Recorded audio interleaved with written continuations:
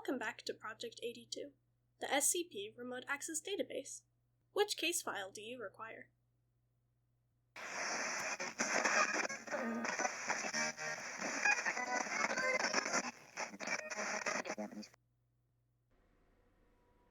Item number SCP-280. Object Class Keter.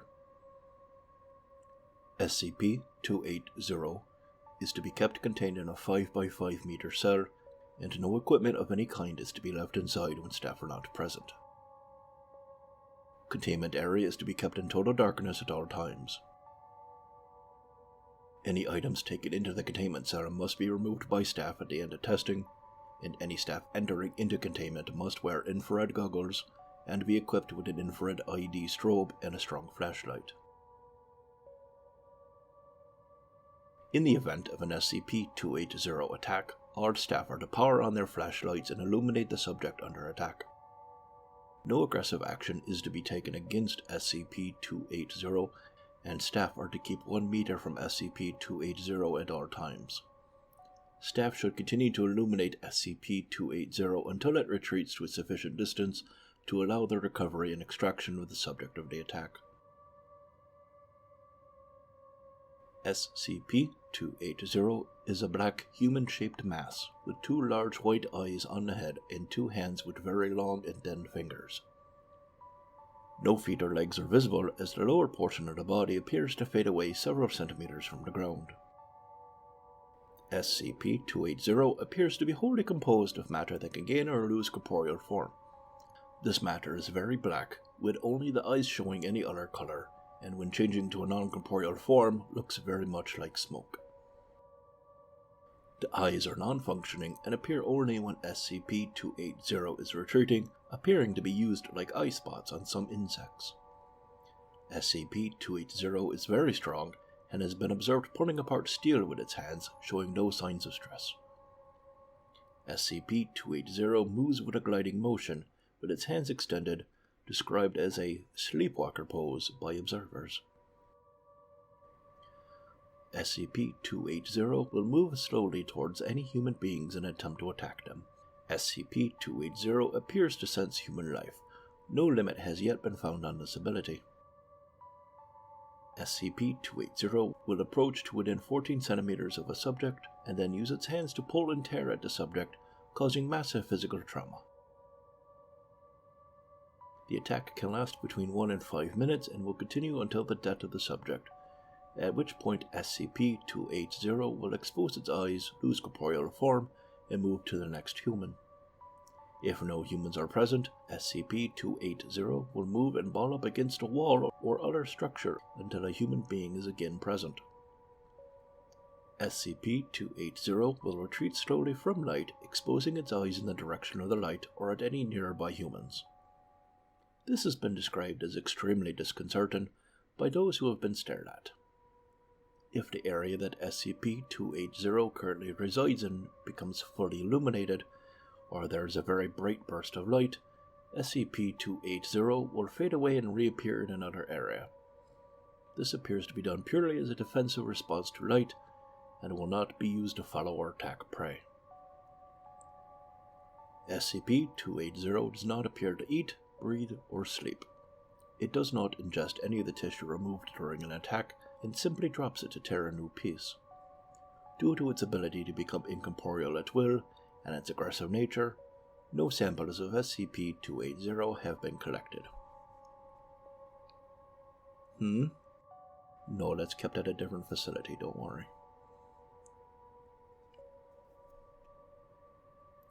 Addendum. Notes on recovery. SCP-280 was recovered in Mississippi after several reports of locked room murders and child deaths. All were reported as being extremely vicious and victims were horribly mangled. The Foundation became involved after a family of 5 was murdered in their home. A survivor was found in the basement, 9-year-old David, who had come over for a sleepover. He was found in an advanced state of shock, holding a flashlight and unresponsive to outside stimulus. During an investigation of the basement, an officer was attacked and badly mutilated. his statement attracted the interest of Foundation agents. During recovery, SCP-280 was temporarily lost due to its ability to teleport when exposed to high levels of light.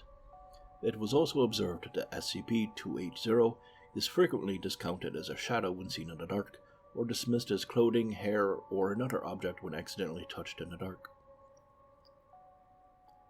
When tracking a subject, SCP-280 will remain incorporeal until the moment of attack, causing some to walk very close to or through SCP-280. Subjects report a feeling of dread and unease when inside SCP-280. SCP-280 usually does not respond to this, but will sometimes expose its eyes and enter its retreating posture when passed through. No pattern has emerged for this behavior. Addendum. Notes following testing. During a series of extensive testing of the effects of various illumination sources on SCP-280's retreat reflex, SCP-280 broke containment.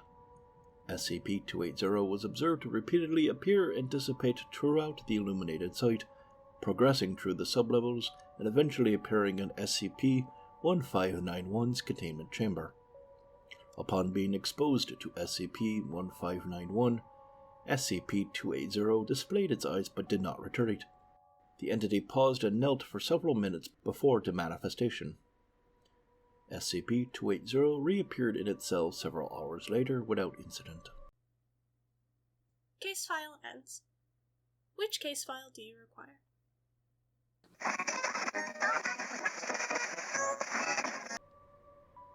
Item number SCP-284.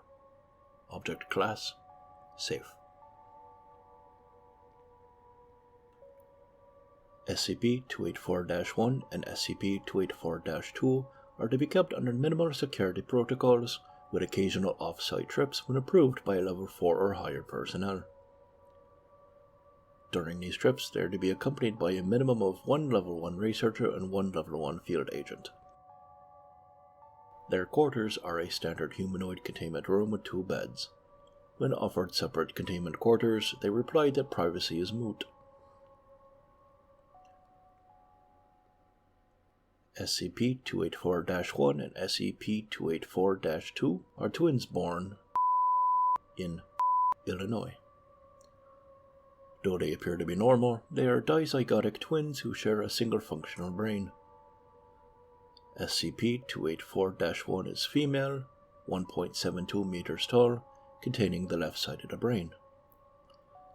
SCP-284-2 is male, 1.79 meters tall, containing the right side of the brain. The portions that are not associated with either lobe are: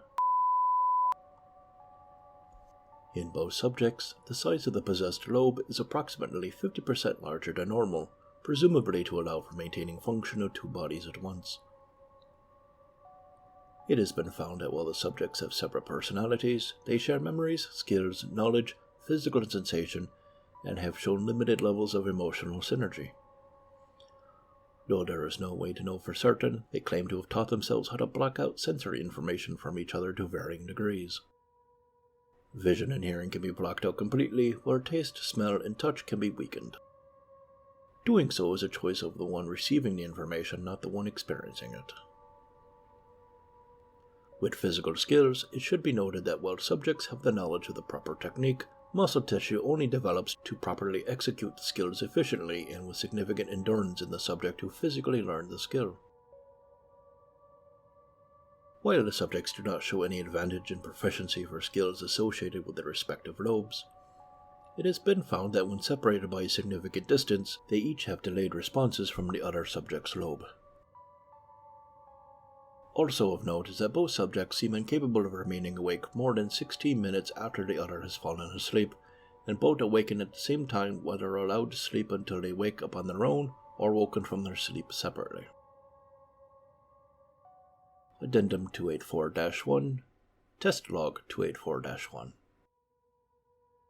SCP-284-1 and SCP-284-2 were placed at separate ends of the facility. A team of researchers, including 2 surgeons, removed the top of SCP-284-2's cranium and proceeded to apply an electrode to various points on the brain to gauge reactions to the stimuli. In all instances, SCP-284-1 experiences the same sensation or physical reaction as SCP-284-2. Addendum 284-2 Researcher Note. Today it was noted that while SCP-284-1 was playing the piano in Dr. office, SCP-284-2's fingers began twitching erratically. When brought to Dr. office, it was discovered that the twitching of SCP-284-2's fingers were in time with the motion of SCP-284-1's fingers as she played. Further study of this phenomenon is being scheduled. I'm a twin too, you know, actually. This wasn't us, don't worry.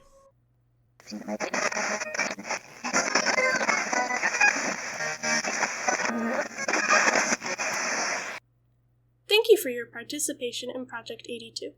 Transmitting Psioanalytic data to Dr.